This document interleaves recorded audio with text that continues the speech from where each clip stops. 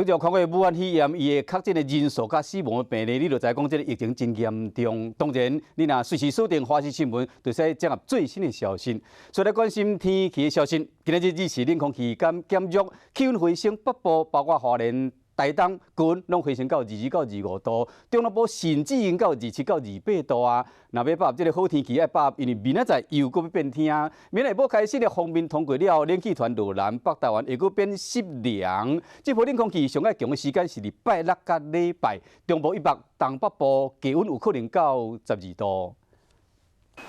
气温好天，日头露面，冷空气减弱，气温回升。北部朋友会使把握着拜是好天气，不过真紧拜五搁要变天呀。受到锋面通过以及大陆冷气团南下的影响，明天的北台湾天气会比较转凉一些。在降雨方面，北部及东半部地区偶尔会有一些局部的短暂飘雨的状况，不过水汽上面并不是非常的多。而在中南部地区呢，大致还是维持多云到晴的天气。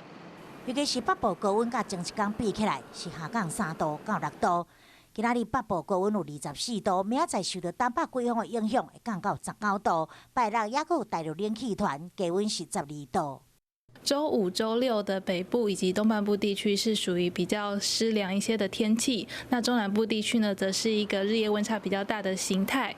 提醒大家，周六、周日的清晨的整体的气温是比较偏低的。因为这波的冷空气水汽较少，这高山落雪几率无悬。